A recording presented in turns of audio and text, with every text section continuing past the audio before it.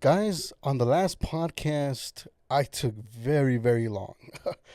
That podcast was longer than it was supposed to be. So, with this episode, I'm going to try to make it a little shorter than that one because that one went for a very long time, more than I would have wanted it to. Not that I mind.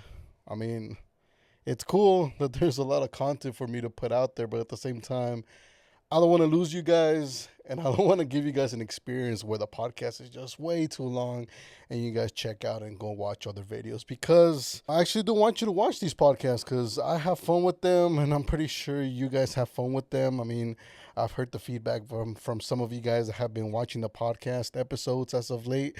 And I'm very appreciative of everybody who's been watching those episodes. I'm always grateful to everyone who watches my content because to me, even if one person watches it and one person feels excited to tune in when there's a new release of any of my content, whether it's a podcast episode or it's a video on my foodie IG. I'm always excited if there's somebody out there who's pumped to see new content because I do it with passion, I do it with heart, as I do with everything I do in life. And so it always means a lot when there's people out there who are excited to see that.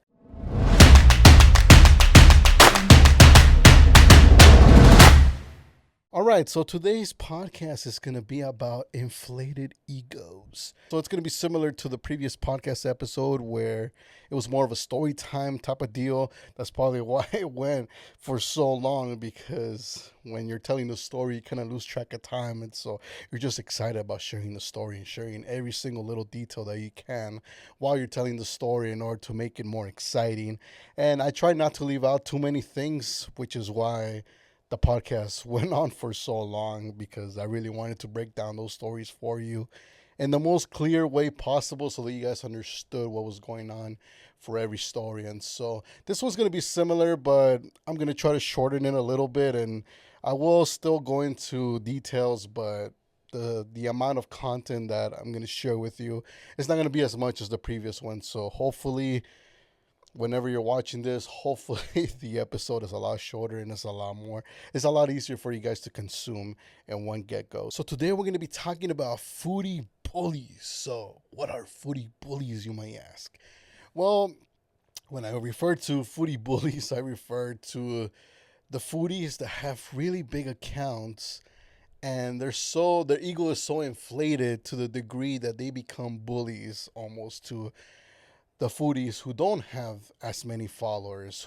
They're in some sort of place where they're just untouchable, where they're basically foodie gods, where basically everybody below them is supposed to bow to them because they have more followers, they have more reach, right? That's basically what it entails, that they have a larger audience, and because of that, they have more people following them, they have more people who listen to them, who watch their content. So because of that, they deserve the praise, they deserve to be seen as these aspirational figures that you're supposed to look up to and bow to them. And if you don't, then you're a bad person, and so on and so forth. And in this podcast, I'm going to talk about why, to some degree, I don't think all the foodies altogether fit into one single category, because like I said, even in one of the previous episodes, every single foodie has a different intention when it comes to why they're doing this. So that in of itself already puts all the foodies in different categories. But also when it comes to their following and how many followers they have, you also need to understand that there should be some sort of separation. However, I don't agree with the fact that foodies with bigger accounts should be bullies to the ones who have smaller accounts. And I'm going to be talking about why I think that separation should exist to some degree, and what I feel like it's not okay for them to do. And if you're a foodie watching with a smaller account and you feel like you've been bullied by some of the bigger accounts before, don't worry, you're not alone. I'm pretty sure that other foodies here watching with smaller accounts have encountered something similar. And so you guys can all talk about it in the comments below. But this tends to happen a lot, especially when you're just starting off. You can get bullied in very different ways. It's not always very prominent and obvious as well. Sometimes the sometimes the attacks can come very subtle, and these attacks can eventually lead to you just being feeling discouraged and feeling like you're less of a person and just outright quitting.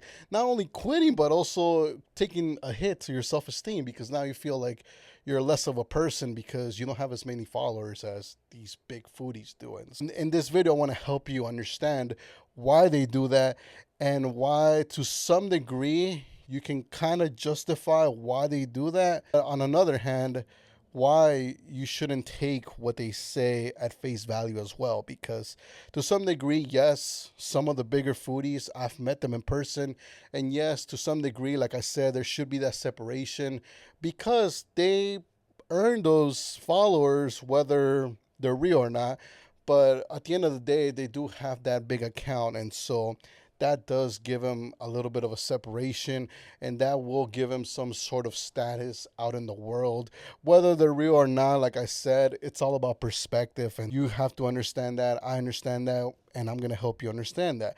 And if you're a bigger foodie watching this, which I kind of doubt, because I am one of the smaller foodies and I kind of fall into that category. So most of the top foodies, they don't really watch my content as much because there's not much value that they can take since they've been in the game for much longer than I have. So it's kind of difficult for them to look at a smaller account and take something that they can actually use and apply into their own accounts, because they've just done so much. And just to be clear, I'm assuming here that the followers that they have are real, and that they gain these followers in a genuine manner where they actually took the time to nurture their audience and grow it in a way that was genuine, in a way where they engaged with the audience and they created content that basically encouraged more and more followers to start following them. Eventually, they became as big as they did. To that extent, it's well worth to give them the respect if they actually put in the hours and the work in order to grow their account to such a degree where they're now big and they can basically do things that you, as a smaller foodie, you just won't be able to, because you just don't have that account. So perhaps you're not going to get invited to certain events or certain places where certain collabs are happening, or you're just not going to get paid to do certain things, and so on and so forth, because you just don't have the account for that.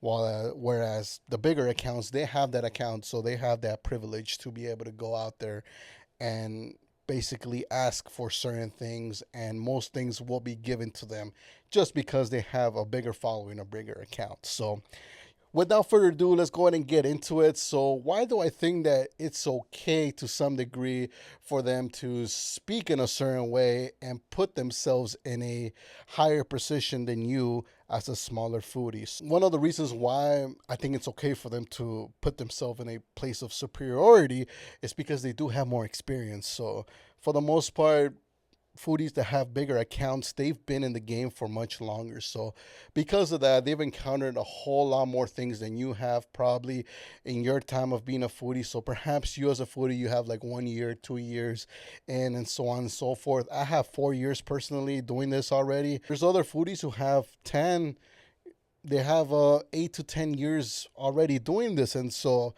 because of that, they've been in this game a lot longer. So they've encountered a whole lot more things than you have. They've been to collaborations, and probably more collaborations than you have all combined. And they've probably gotten access to collaborate with certain places that you just haven't been able to, or that now, in the current climate, it might be a lot harder to get yourself in there, because perhaps that restaurant has now grown exponentially. So as the restaurants grow, obviously they're going to change who they let collaborate with them as well, because now they're in a higher position. Not only that, but now they have more capital, so they're able to afford bigger foodies to come through, and they're able to pay them. And so because they're able to pay them, they would just rather have bigger foodies come through because they have a bigger following, they have a bigger reach. So they just feel like their dollars are going to be better well spent if they give it to a foodie that has far more followers than perhaps you, who only has like 1K or 2K. And so nothing wrong with that. Like I said, if they've actually put in the time, they actually have the years of experience to back it up, they deserve the respect for that, because they've spent all that time working on their craft, working on their page. They've possibly worked on, improving their content from the day that they started to where they are now. They understand what catches the attention of not everybody in general, but they understand what catches the attention of their specific audience. And of course, they've taken the time to build their audience. So they've taken the time to engage with the audience, know what the audience wants, and give that specifically to them. And so they've probably been very rigid about that. They've taken their time to develop that. And so all of that takes a lot of time. So the fact that they have that much experience in this game, it deserves the respect. And of course, because of that, you do need to put them in a separate category than the ones that have only 1 or 2 years, maybe even months of experience. It's just not enough experience for you to be comparing yourself to a bigger account who has way more years of experience under their belt than you do. Another reason why I would say they deserve the respect for being up there is because they probably have more connections than you do. So along the way, like I said, not only have the accrued experience as far as like the hands-on experience of doing the work and creating the content, but also they've created a lot of connections. So they've probably started off with a lot of other bigger accounts, and so they've met a lot of people along the way. They've met a lot of restaurant owners. A lot of these relationships, it's not like you just go and build them one day and then it's just there, it's just done. A lot of these places and people that they meet, they have to constantly nurture that relationship. So everybody that you constantly have to reach out, ask them like, how can you be of help? How can you be of service? You probably collaborate with them. Maybe you help them get into a collaboration. Maybe like this other foodie wants to collab with this place, and so you help them out. You make the connection for them, and so that's how you continue just providing value to your entire network base. And so along the way, you start to meet a lot more people. And some people will be there to help you. Other people you will be there because it's your job to help them, and so on and so forth. And so a lot of those relationships get built over time. A lot of people that you meet, they're not exactly interested in developing a whole bunch of new relationships all the times. And as they build relationships and everybody builds relationships, everybody starts getting a little more experience with building relationships. So then you start to look for certain things in people and start to see, okay, because at some point you already have a lot of relationships. So you can't be devoting your time to too many people. So you start to be a little more picky. You start to be a little more selective as far as who you decide to associate yourself with.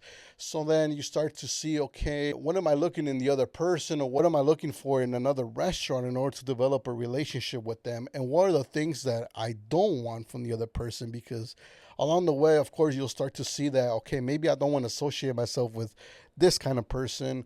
I don't want to associate myself with this kind of restaurant because I don't like the vision. I don't like the way they're doing things over there. Or I don't like how this person is carrying themselves in collabs, or I don't like their vision. I don't like the place where they're headed with this, with the way that they create content and being a foodie. And so I don't want to associate myself with that person. And so building relationships, at first it may be easy and stuff, but then as the years go by, then when there's newcomers, it's a lot harder for you to start to build relationships with those people because you just don't have the experience. You don't understand what each person is looking for as far as building a relationship with you. So then you'll do a lot of things that you think are nice and that are good for the other person, but in actuality, you may just be repelling them. Like, for example, like you may think that in order to build a relationship with a certain restaurant, that you first have to go and make a free video for them, but that may only work with one restaurant. That maybe that restaurant doesn't get hit up a lot. And so, yes, if you come through and you offer them a free video or free month of social media management, or you offer them a free 3 video package or something like that, of course they're going to be happy because they don't get approached as much.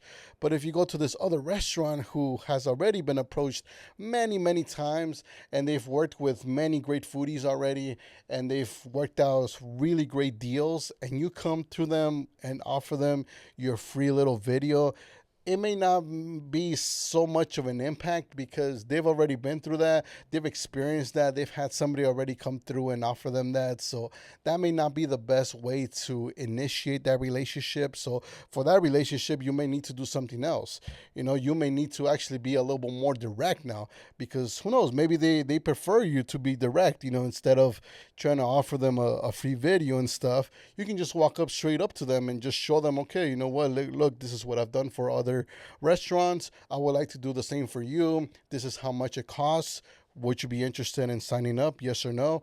And that may work out a whole lot better in order to start a relationship with that person, because that person is already ready. They already know what they're looking for. Just like you should already be ready to know what a restaurant is looking for, a restaurant may already know what they're looking for in a foodie. So if a foodie comes through and they offer them exactly what they're looking for, that's going to be a click right away. But if they don't know, then it's very possible that relationship will never get established, or it will, but it'll be very weak and it just won't be as strong and solidified. So a foodie that has a lot of relationships and then has a lot of followers as well definitely puts that foodie up there with superiority, in a whole different category with the big dogs up there. And the third one, which is kind of like to summarize those 2 points, is that yes, they've just spent more time than you. And so there's many things, and I can't go over them all in this episode, but there's just so many subtle things that one can learn as a foodie just by spending a long time doing the same thing over and over again. So a foodie who has spent 5-6 years going on collaborations and doing their whole foodie stuff and developing their page as those 5 years go will know a whole lot more than the person who just has 1 year of experience. And even if the person with the 1 year experience, maybe they have some background experience with so and so forth, they have, maybe they have prior experience with content creation, they have prior experience with building relationships and stuff like that. Just the fact that you have a foodie here who has spent 4 more years than the person who has spent 1 more year, that already puts them in a different category, even if the person with the 1 year is a lot smarter than the one with the 5 years. Just because they've spent that much more time, they've actually had the chance to encounter very different situations that, like I said, I can't go over in this podcast because it would just extend for a very long time, and we don't want that. So it's inevitable that the person with the 5 years of experience is going to know more than the person with just 1 year. So there's a lot of respect that must be put on the person who has a much longer time doing this, just because they spend that extra time in the field more than the person who just has 1 year of experience. And those are pretty much the reasons why I feel like you should put in a different category all those foodies who have bigger accounts, who have more than 100K is kind of what I'm talking about. So more than 100K, and then there's those that already are reaching the millions and that have the millions and so on and so forth. So they do deserve the respect, and they do deserve to be put in a different category. And you should never assume that you're on the same category if you're a smaller food creator. As much as you're as confident as you are, you should never do that, because the reality is the reality and the facts are the facts. Like, the bigger accounts are just the bigger accounts. And like I said, they probably have more experience. They have more time doing this, and they just have more relationships built than you have. And so there's some respect to be put into that, because all of those things take a lot of work. It's not something that you can just grow from one day to another. And because of that, it should always be respected. So now getting into the things of why I don't think it's okay for the bigger foodies to bully the smaller foodies and to treat them as if they were smaller in some sense. So just right off the bat, I just think it's a mistake for bigger foodies to think less of you, that you have lesser value, and that you're less of a person, really, and that you're just like this little foodie guy, just because you have a smaller account. Because at the end of the day, I mean, yes, while it may be true that your account is a lot bigger, that doesn't mean that the person who has 1K or under is lesser of a person, or they're just not a person to look up to or to be interested in what they're doing. Because at the end of the day, this person's also creating content, and they're creating content for, like I said, whatever reason you may be creating content for. They're creating content at the same time. They're contributing to the same community that you are a leader of. So because you're at the top, that kind of makes you one of the leaders of this industry, of the food community here.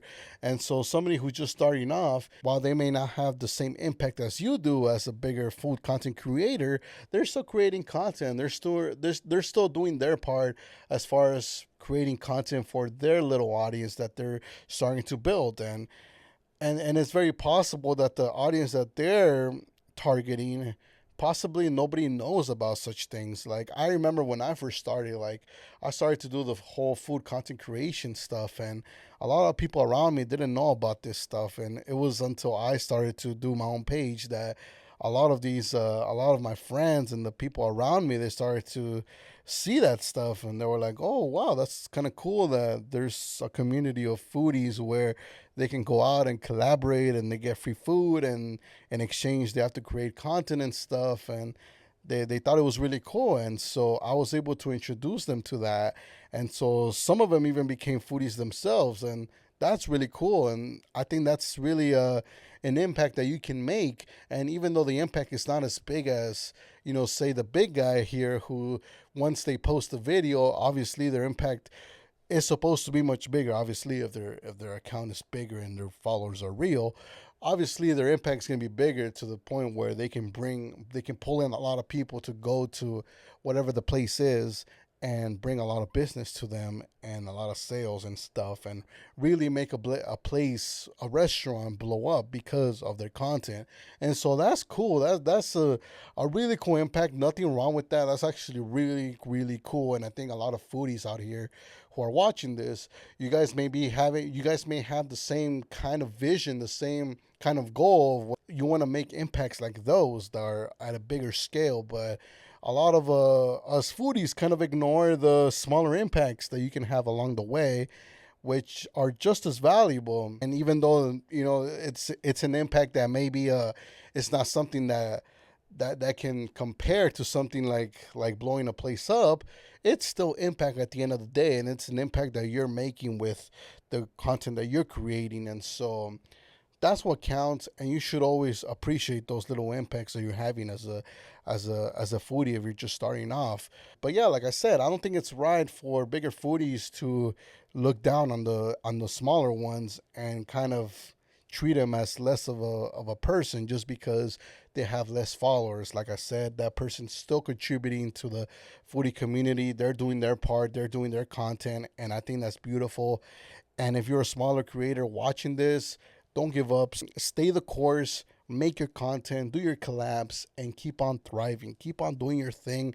And little by little, your impact will start to increase and increase and increase until you realize, like, wow, I'm making a cool impact. Eventually you'll start to reach more and more people, obviously, and then your impact will grow. And little by little, you'll start sending, like, even if it's just like 2-3 people to that restaurant, that's still a bigger impact than a person who's just dreaming and thinking about becoming a foodie, but they've never actually taking the chance to start their own page. Well, those people are not sending anybody to no restaurant because they haven't even started their own page.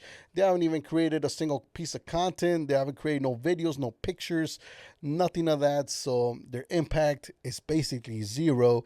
And you, as a food content creator, if you just start posting your stuff, your impact can be at least 1%, 2%, 3%.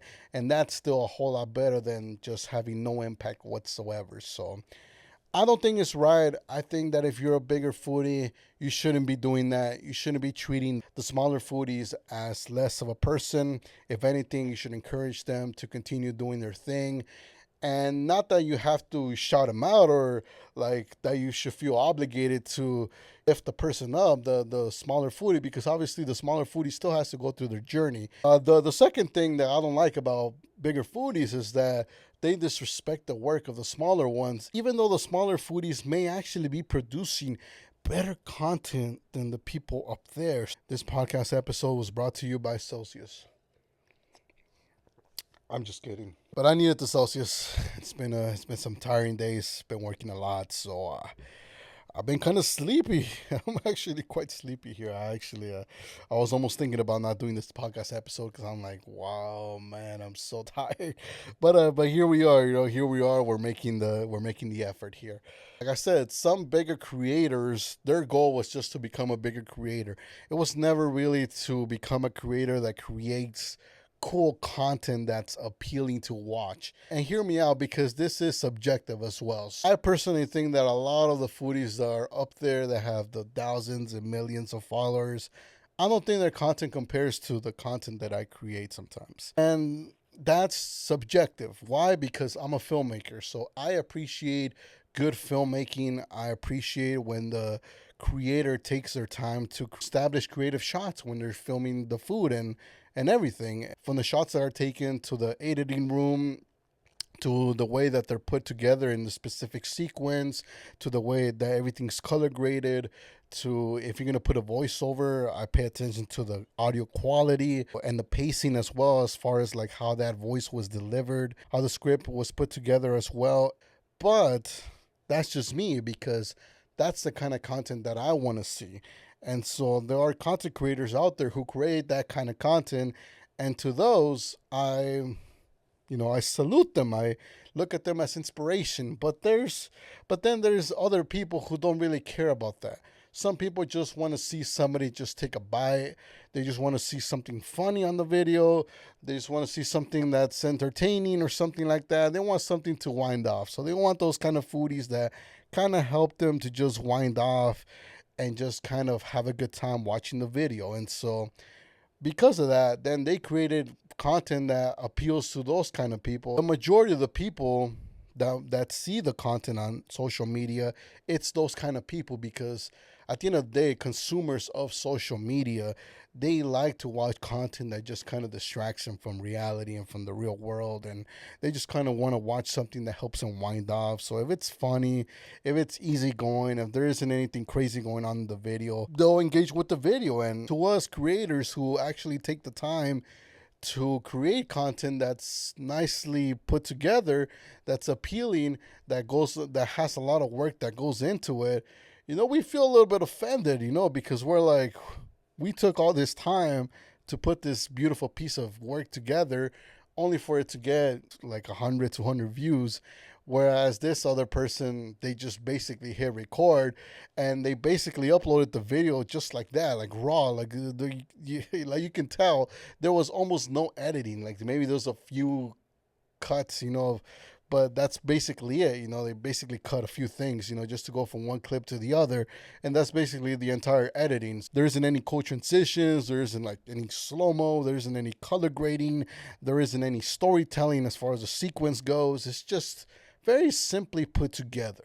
And because of that, yes, all content is subjective. So at the end of the day, I don't think that anybody should be hating on anybody's work, because every single piece of content appeals to a certain kind of audience.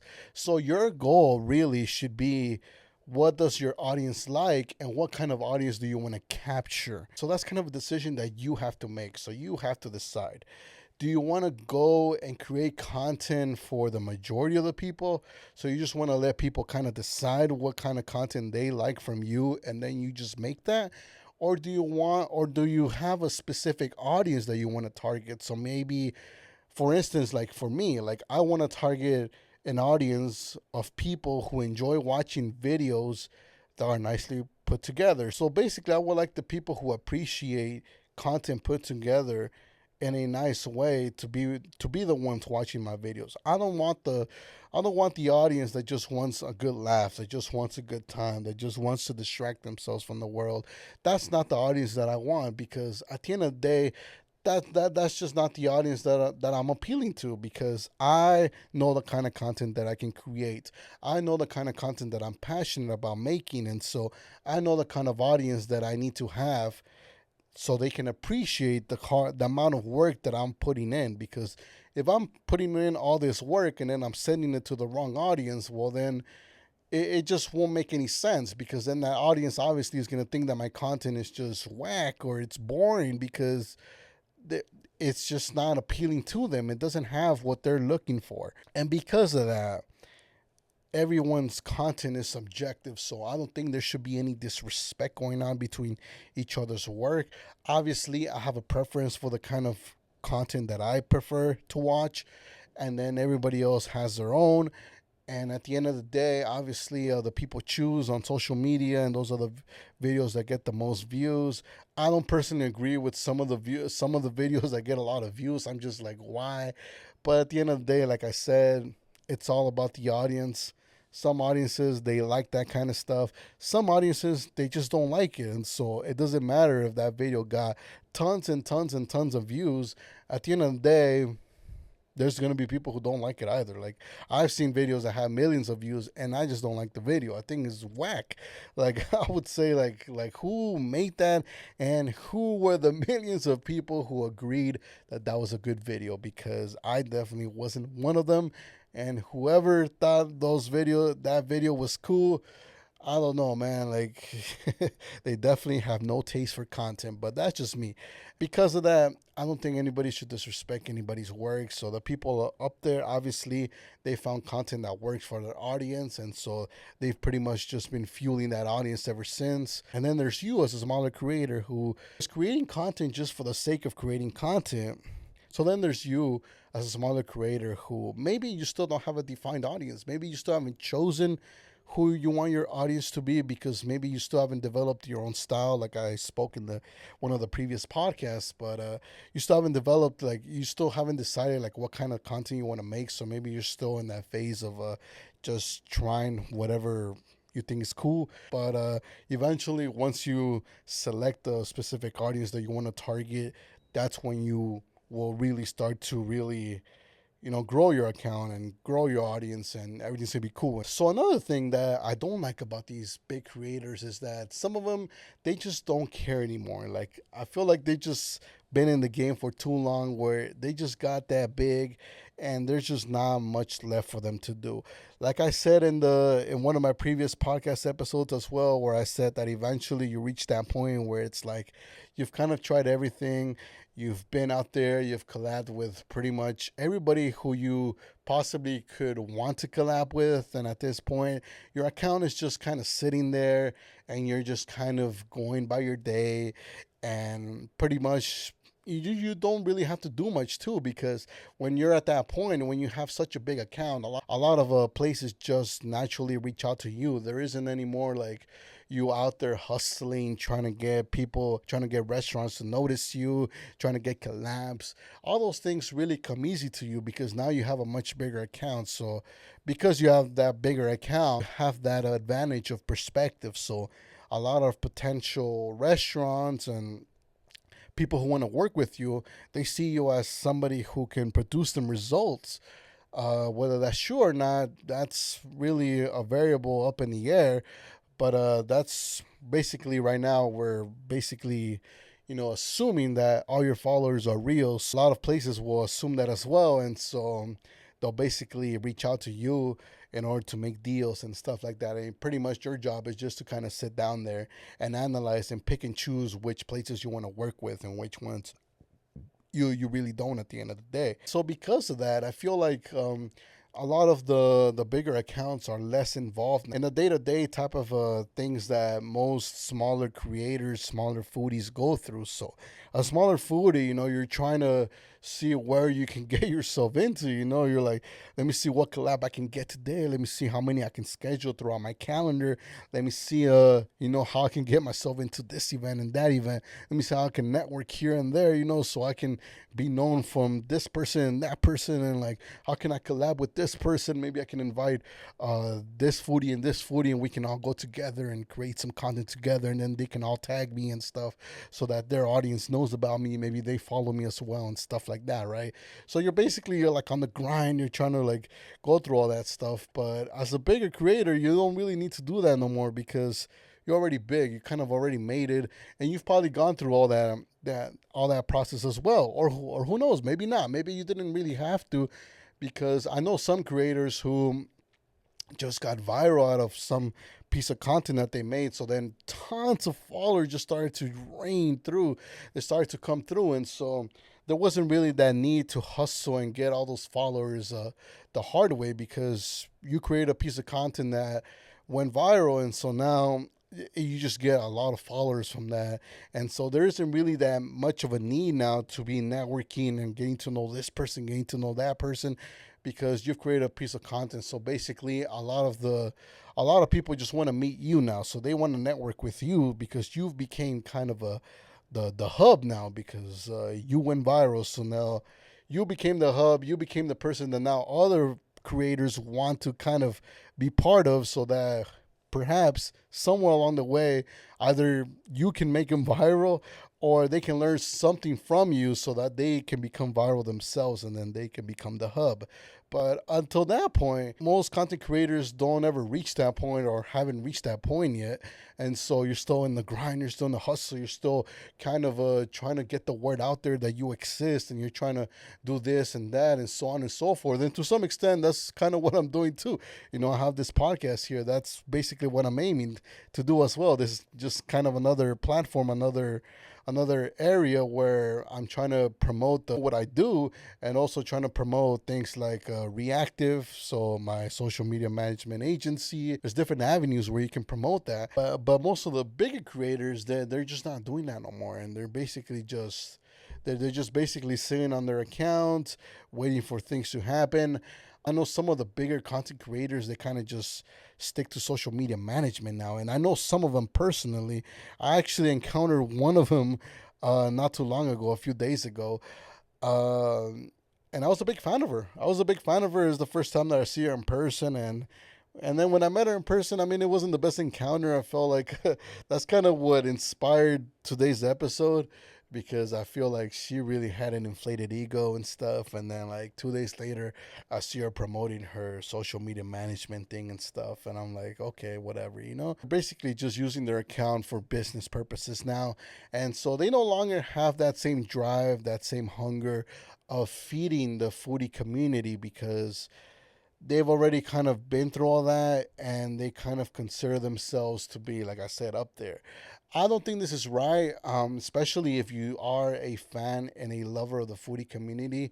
I personally am, which is why I've devoted so much of my time to the foodie community. I do it with the restaurants that I collaborate with at the Foodie Filmmaker. I do it with my clients that I do with at Reactive Media.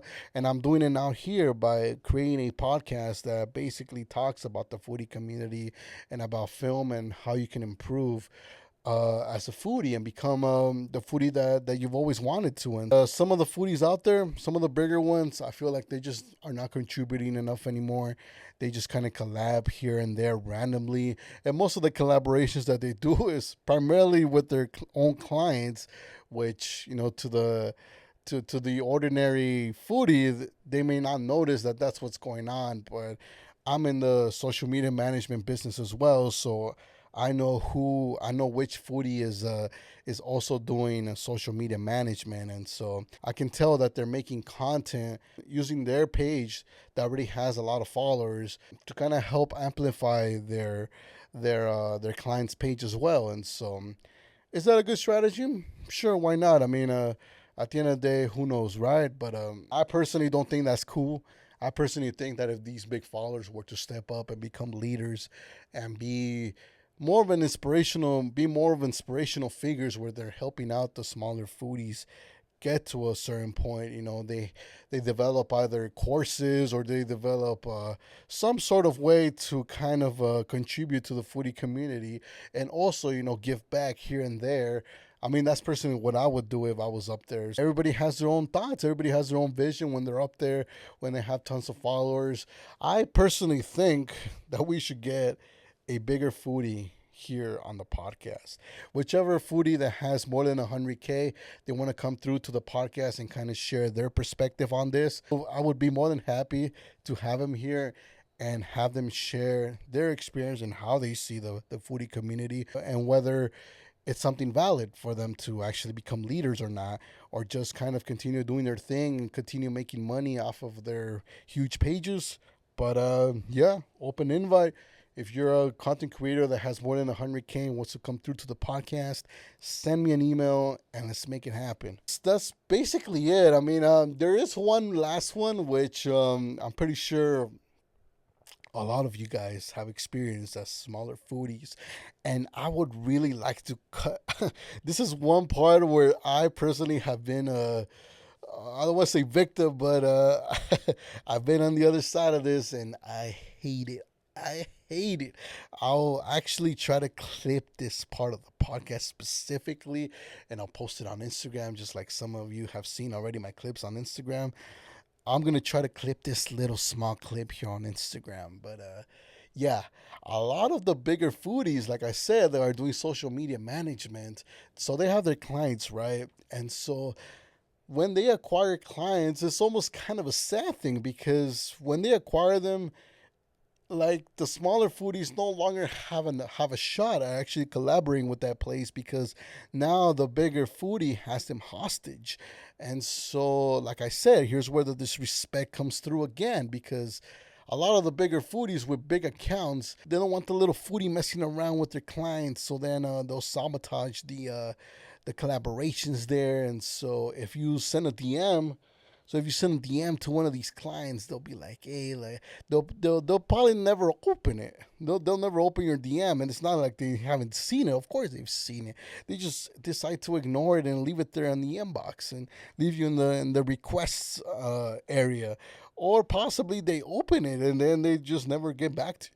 Why? Because they want to be the sole creators of that account. They only feel that their content is the best content because they have that big of an account. And so what they don't realize is that it's different, because when they have their own account, like I said, they're targeting a specific audience, so their content works for that audience. When you take on a client, the client itself, it's its own entity. It's like its own person. So that client itself has its own audience. And so if you're creating content similar to what you're creating for your audience, chances are it's not going to work for your client, which is what tends to happen. And it's kind of funny too, because then you start to see, like, these big accounts, these bigger foodies, they start losing clients because they just never understood that fact that, hey, like, it's not the same to run your own personal account with your audience and run a client's account that has their own audience. And so you have to understand that these are two different audiences, which is why I think it's just stupid to some degree that you don't allow other food content creators, even though they're smaller than you, to collaborate there. Here's the thing. One of those foodies may create a piece of content that definitely hits on the audience that client has. And so that page can grow a lot faster if you allow other content creators to come through and create content for your client's page. I think that's something that's really cool, very powerful.